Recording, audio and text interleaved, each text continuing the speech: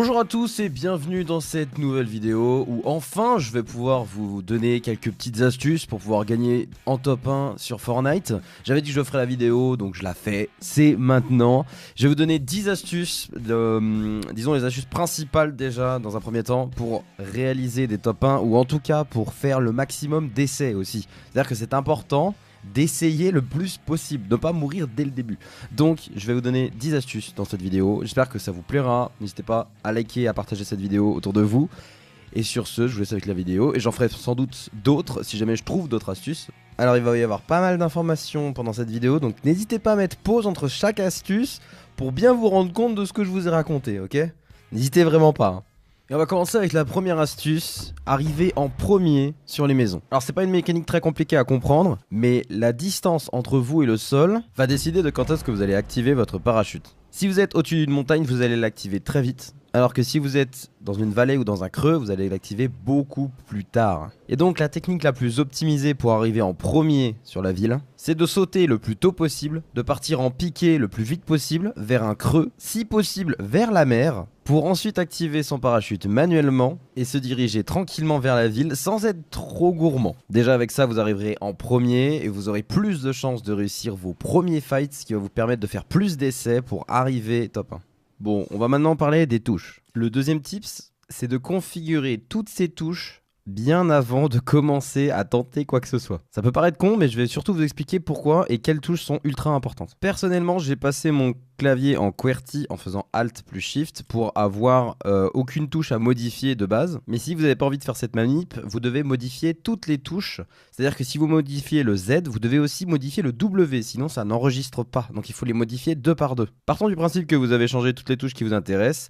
Moi j'ai mis l'inventaire en A, j'ai mis 1, 2, 3, 4, 5, 6 pour les armes. Et le plus important pour gagner en rapidité et pour le tips numéro 3 qui va arriver, c'est de bind le mur et l'escalier sur deux boutons importants. J'ai une Corsair à 12 boutons et je ne me sers sur Fortnite que de deux boutons, le 8 et le 9, qui vont être deux boutons souris, accessibles très facilement et très rapidement, qui vont me permettre de poser des murs et des escaliers à une rapidité folle. Si vous voulez vous améliorer sur Fortnite, trouvez deux touches que vous pouvez accéder très rapidement et mettez au moins sur une touche l'escalier et ensuite le mur si vous avez encore de la place. Passons justement au tips numéro 3. Fortnite est différent de tous les autres Hunger Games qu'on peut trouver sur le marché.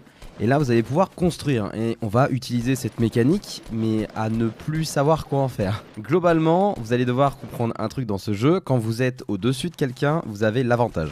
Donc, partant de ce principe-là, je vais construire à chaque fois que je suis dans un 1v1 une rampe qui va me permettre de duel la personne en face de moi beaucoup plus facilement. Il n'y a que ma tête qui dépasse alors que lui n'a aucune protection. Pour éviter qu'il vous casse la rampe, vous pouvez mettre un mur devant celle-ci.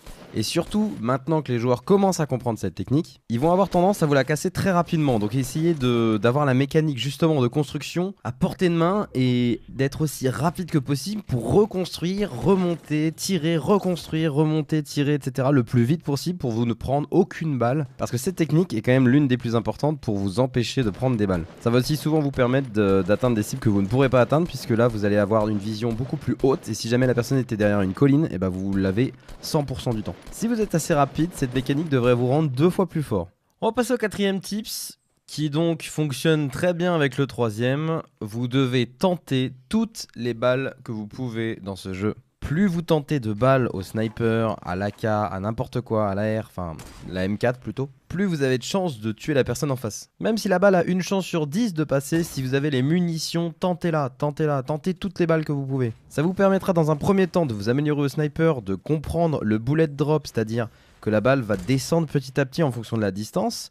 Donc du coup il va falloir tirer au-dessus de la personne, mais il va falloir comprendre la distance à laquelle la personne est aussi par rapport à vous. La hauteur aussi doit être prise en compte. Et donc en comprenant tout ça, il va falloir vraiment essayer un maximum de tirs au sniper pour le comprendre, anticiper les mouvements de l'adversaire parce que la balle a aussi un traveling time, c'est-à-dire qu'elle a un temps de trajet. Mais on va aussi parler d'un autre truc dans le tips numéro 5 justement, qui va vous aider à vous améliorer dans tout ce domaine-là. L'AIM en général. Ah, mais avant de passer à l'AIM qui sera le tip numéro 6, on va d'abord parler du déplacement en plaine. Ne vous déplacez jamais tout droit sans bouger. Faites des mouvements aléatoires à chaque fois. Sinon, bah, rip. Ne soyez jamais accroupi dans une plaine sans bouger, vous allez finir par vous faire tuer par un sniper. Si vous regardez mes games, vous voyez que je suis très rarement immobile. Passons maintenant à l'IM.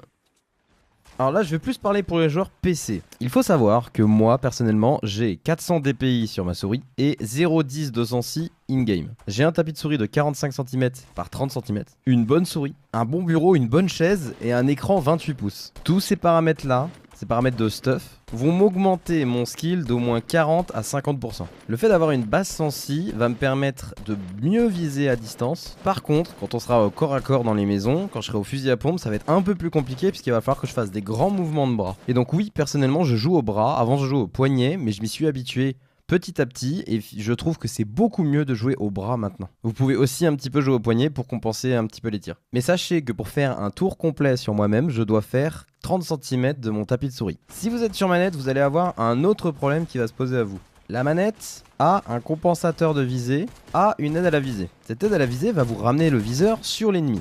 Le problème, c'est que si vous tentiez de lui mettre une tête, eh bien l'aide à la visée va vous empêcher d'aller à la tête puisqu'il va y avoir une force contraire qui va vous ramener vers le corps. C'est une mécanique que les joueurs console n'appréhendent pas très bien parce qu'ils ont l'habitude d'avoir cette aide à la visée sur tous les jeux, mais il faut bien comprendre que c'est quelque chose qui va vous empêcher de mettre des têtes. Si vous avez une technique pour désinstaller, pour enlever l'aide à la visée, n'hésitez pas à la partager en commentaire. Je n'ai pas trouvé ça dans les options, en tout cas sur PC quand j'ai testé avec la manette. Mais je pense qu'un joueur console qui désactive cette aide à la visée sera toujours meilleur qu'un joueur console qui la possède, avec de l'entraînement. Ok, passons à l'astuce numéro 7. On va retourner au début de game et on va parler des loots. Quels sont les meilleurs endroits à loot? Déjà, ce qu'il va falloir trouver, c'est les coffres.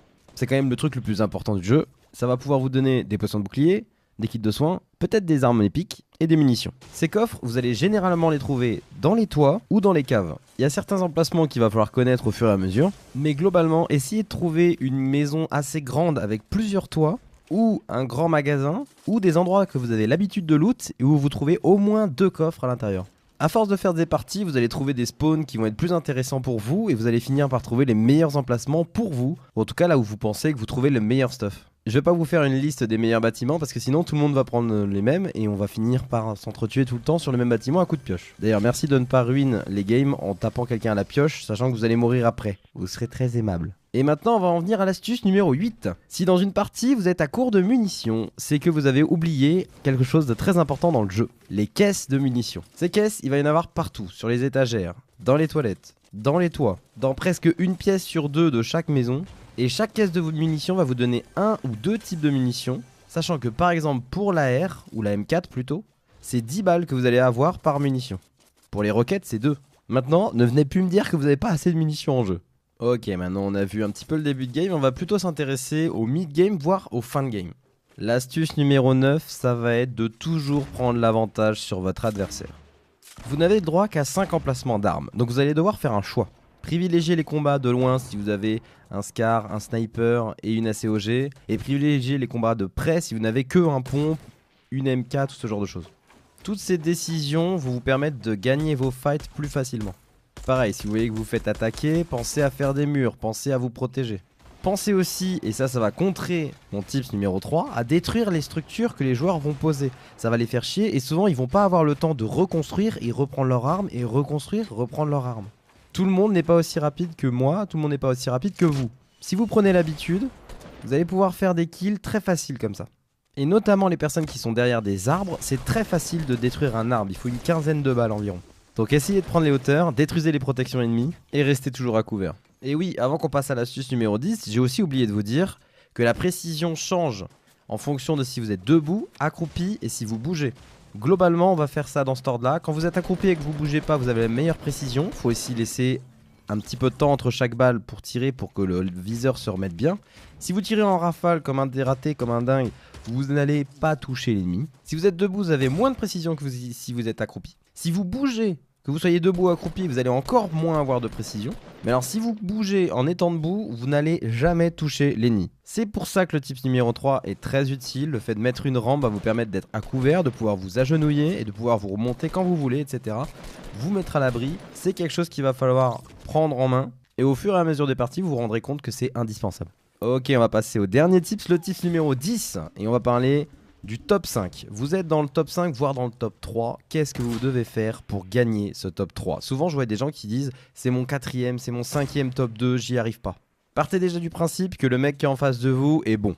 S'il est arrivé jusque-là, c'est qu'il a dû faire plusieurs kills, et rarement qu'il a attendu toute sa game pour tuer juste la dernière personne. Maintenant que vous savez que le mec est bon, vous savez qu'il a forcément un sniper, peut-être un lance-roquette, peut-être un lance-grenade, une AR plutôt efficace, voire un SCAR, donc il va falloir se protéger. On va partir du principe qu'on vise moins bien que lui, on va partir du principe qu'on est moins réactif que lui, et qu'on a des moins bonnes armes. Ce que j'adore faire en fin de partie, c'est un fort de 2 sur 2 et 2 de haut, avec des rampes. Ça va vous permettre de vous protéger, de rester en plein milieu de la zone, et d'attendre l'ennemi. S'il est assez loin derrière son arbre, ça va être très facile pour vous, vous avez juste à vous cacher, vous remonter, mettre une ou deux balles. Si vous avez un lance-grenade, c'est encore plus simple, vous balancez quelques lance-grenades sur lui, et ensuite vous décalez au moment où les grenades vont péter, pour le tuer quand il essaye de fuir les grenades. S'il est en dessous de vous, c'est encore plus simple, vous avez juste à sauter au fusil à pompe ou tout simplement utiliser votre SCAR pour le tuer, ou votre M4. Par contre, s'il y a une montagne juste au niveau du zéro, au niveau de la dernière zone safe, ça va être un peu plus compliqué parce qu'il va falloir se protéger de la montagne. Et ça, j'ai pas encore trop trouvé la solution, mais je vous laisse un petit peu imaginer des choses, regarder les games que j'ai faites. Il y en a certaines où je me suis retrouvé dans des situations. Et dans la globalité, je vous conseille de regarder des bons joueurs sur ce jeu. N'hésitez pas à venir en stream, je suis en stream presque tous les matins et presque tous les soirs. Si vous voulez savoir quand est-ce que c'est, vous avez le Twitter, le Facebook, le Discord, les notifications Twitch et les annonces de live sur YouTube que je fais à chaque fois. Donc vous avez 5 moyens de savoir quand est-ce que je suis en live. Tout est dans la description. Et on va terminer cette vidéo ici. 10 tips pour s'améliorer sur Fortnite. J'espère que ça vous aura plu. N'hésitez pas à la partager autour de vous. N'hésitez pas à me dire en commentaire si vous avez des astuces que je pourrais faire dans un deuxième épisode. Je pourrais présenter vos astuces. Si cette vidéo t'a plu, n'hésite pas aussi à mettre un like parce que c'est très important pour le référencement et aussi un commentaire. Et si tu l'as regardé en totalité, sache que tu as grandement augmenté son référencement et donc merci à toi. Sur ce, je vous dis à très bientôt. N'hésitez pas à aller regarder les autres vidéos de Fortnite. Je vous mets la playlist en description. Des bisous, c'était Unix. Salut tout le monde.